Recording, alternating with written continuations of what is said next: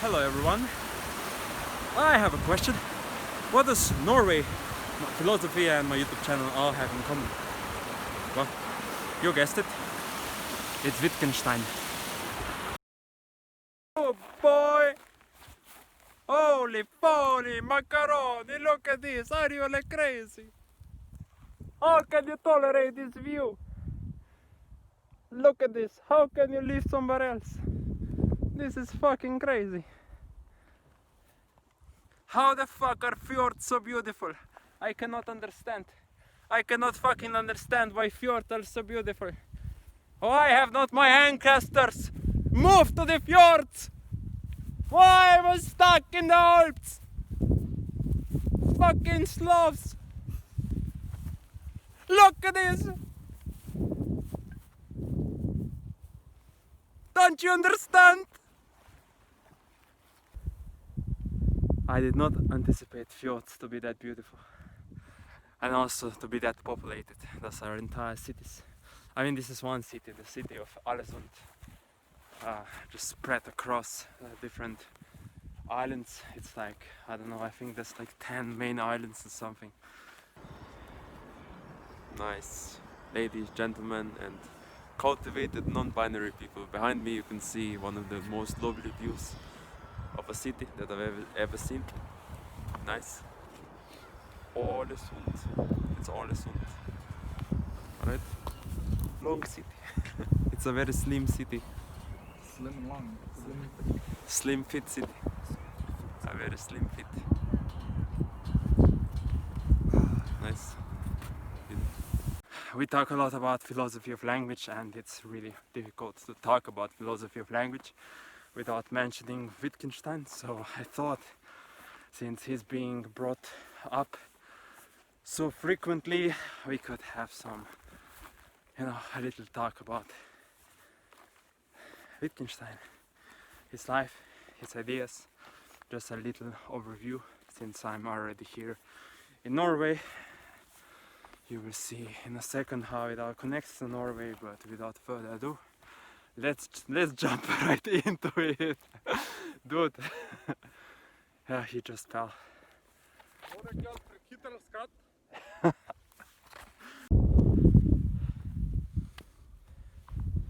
Is that snow?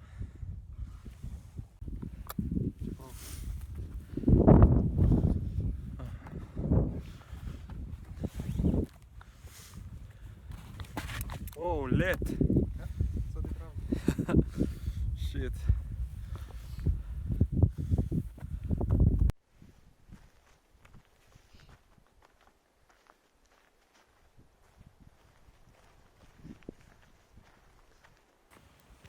Okay, now let's take some time to talk about Wittgenstein, who is arguably one of the biggest, if not the biggest philosopher of the 20th century.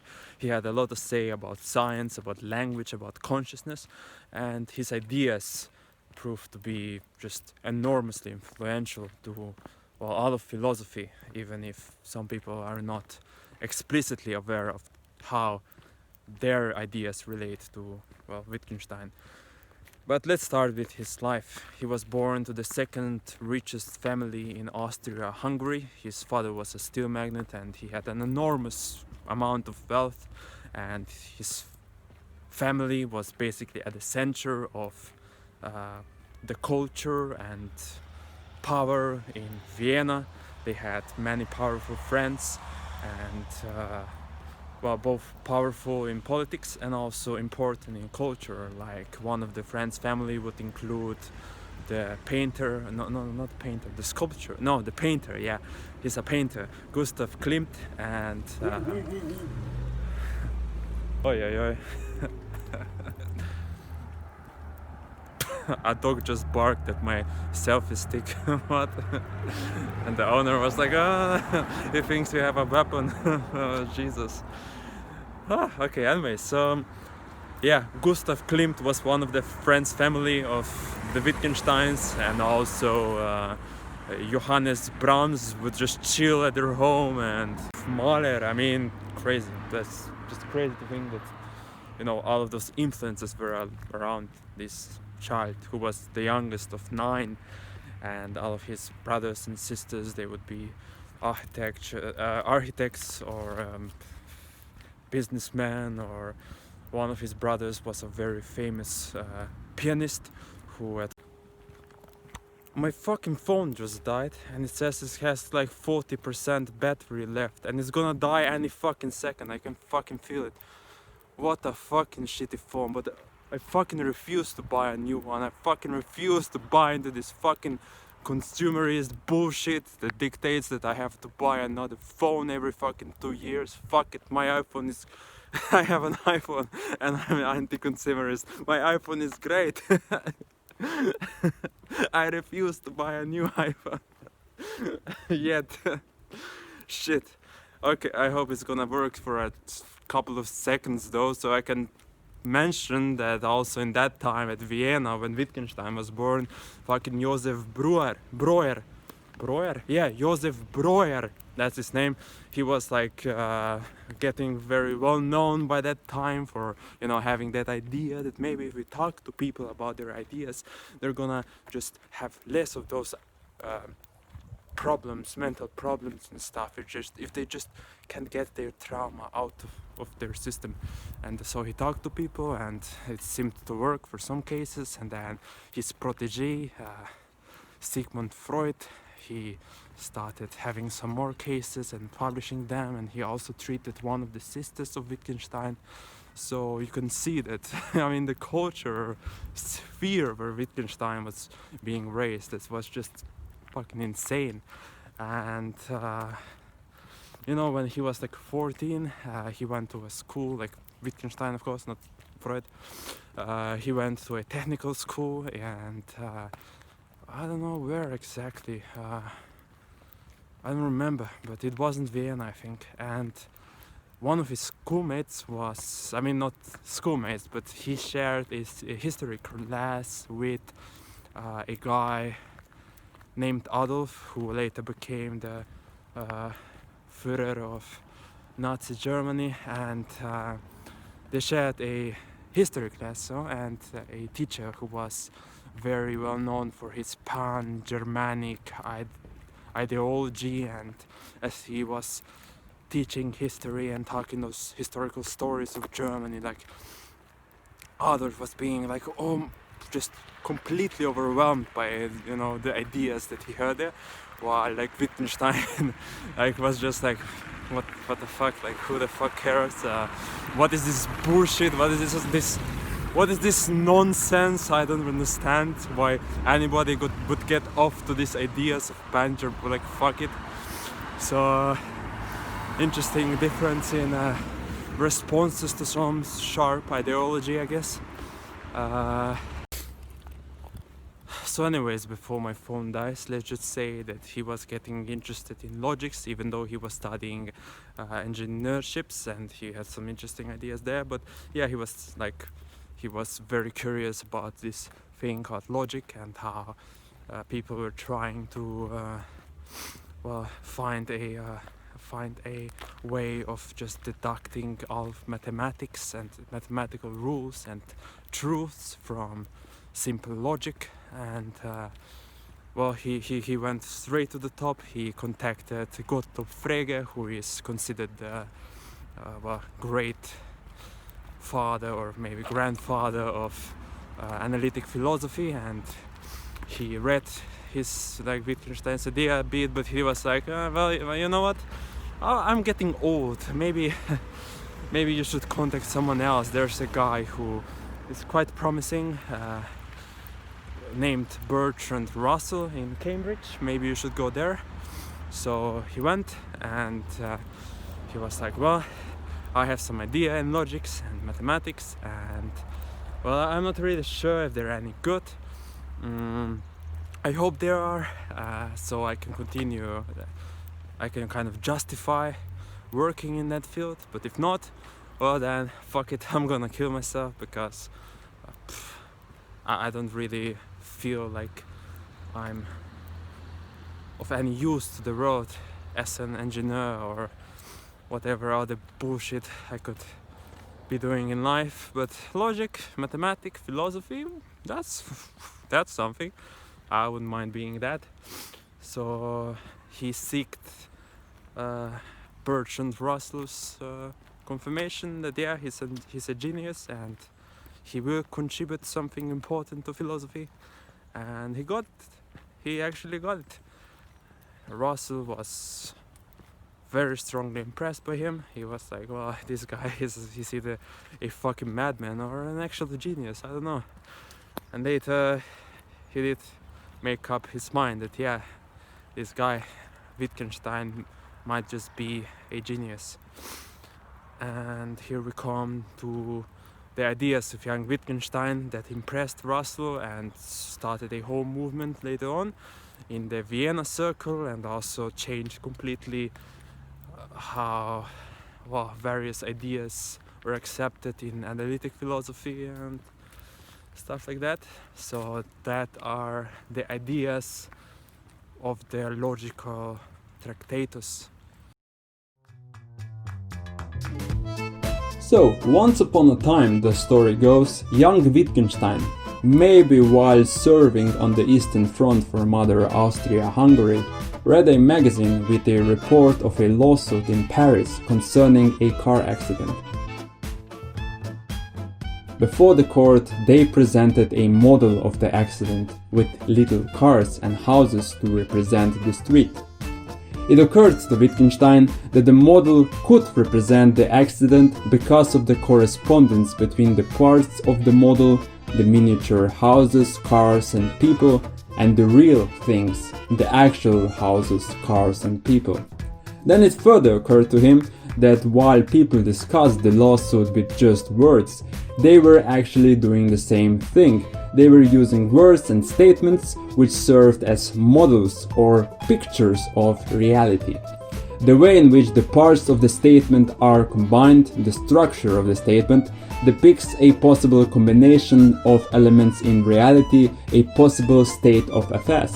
The idea was that there is, and in fact must be, a logical structure in common between a statement, like car drives on the road, and a state of affairs in the world, like an actual car driving on an actual road.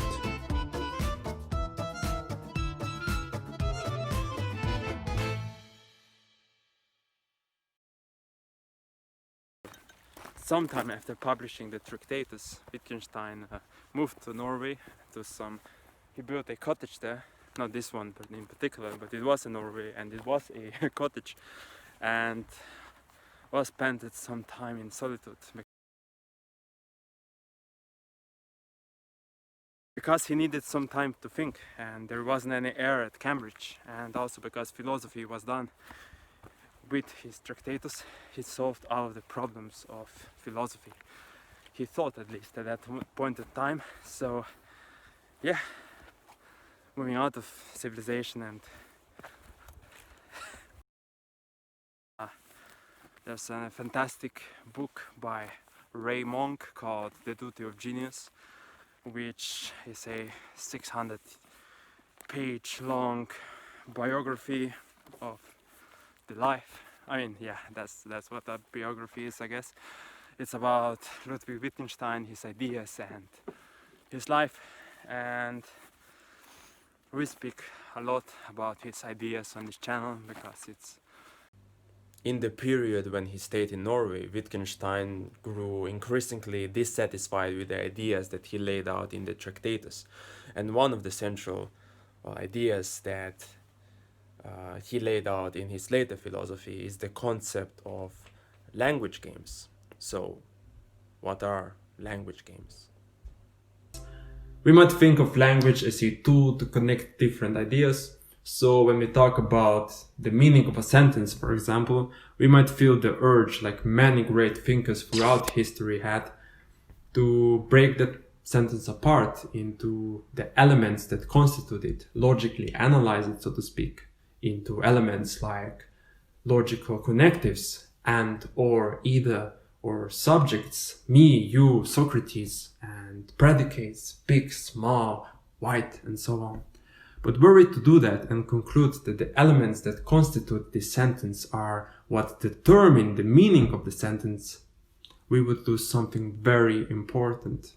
and that's the context in which the sentence was uttered. Imagine the following situation. You go to the dentist. I'm horrified at the dentist. I just start gagging as soon as she puts her stuff into my... Anyway, so the radio above the door says, Miss Shirley. So when that happens, a woman stands up from her seat and enters the ordination.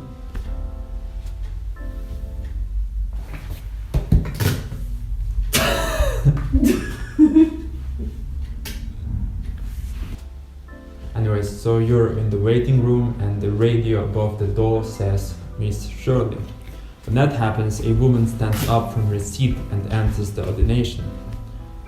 When you want to know the meaning of a word, the easiest way to find it out is just see it being used and, observe what reaction it causes.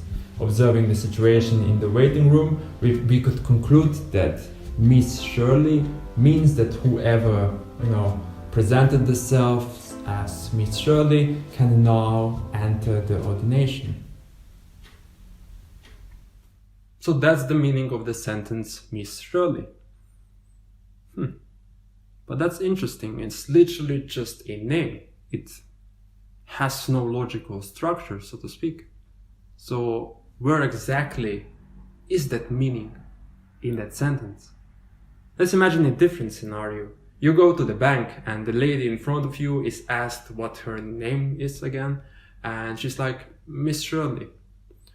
Now you have the same statement, but in this situation, it means something else. It means that, yes, I, who am uttering these words, I designate myself as Miss Shirley. And that's very interesting. It's the same sentence, but, in a different context, it has a different meaning. Ludwig Wittgenstein, one of the great thinkers of the 20th century, the philosopher's philosopher, and this channel's favorite, proposed that when we talk about, meanings, we should drop those old-fashioned attempts to logically analyze language as if it would be some rigid logical system that is just waiting to be fully discovered, and rather focus on what he called language games. Returning from Norway to Cambridge, Wittgenstein would teach the ideas that he would develop there in opposition to the Tractatus, and those ideas got later published in what is now called the Blue and Brown books. This is a compilation of scriptures that his students made in his lectures, and where he would basically talk about language and cognition and consciousness. And one of his young students would be very critical of his ideas and would go on to develop his own philosophy in response to Wittgenstein, and this young student is Alan Turing. They would have very fierce debates in the classroom, and that's also why Wittgenstein is credited as one of the influential thinkers in the field of artificial intelligence, and it's also a figure that is getting repeatedly referenced in science fiction, for example. One example would be Ex Machina, where the protagonist company is named Blue Book after Wittgenstein's Blue Book. But Wittgenstein would never publish any work in his lifetime again. He would go on to develop the main thesis of philosophical investigations, which is perhaps one of the most influential works in 20th century philosophy, but he would not publish it in his lifetime. In fact, he was not happy with how the book went. He was only happy with the first 100 paragraphs or something, but would continue to revise the rest. That's also why it's so hard to interpret this work for later thinkers, and there's a growing literature on how we should whoa, what the fuck? Oh damn, the weather in Norway. So yeah, he would it's much disputed how exactly to interpret the later ideas of Wittgenstein as formulated in the philosophical investigations, which is also something that we talked about in our philosophy of lecture, philosophy of language lectures. Jesus. Yeah. So, anyways, and that's his last work. Then it was published 2 years after his death in 1951. That was his death. So Logical Investigations is 1953. And yeah, that's basically a short. This is a short guide to understanding Wittgenstein, I suppose. I'm running out of battery again. Oh my god. So yeah, I hope you like this different kind of video. I don't know, like, I don't have my camera with me and my equipment, so I just thought I could do something else here on different hikes and walks and the landscape of Norway, since I'm already here. Yeah, maybe I could go to Wittgenstein's cottage. It is still being preserved in middle Norway somewhere, so we'll see about that. And yeah, see you later. I see you on another day. What? Yeah, okay, bye.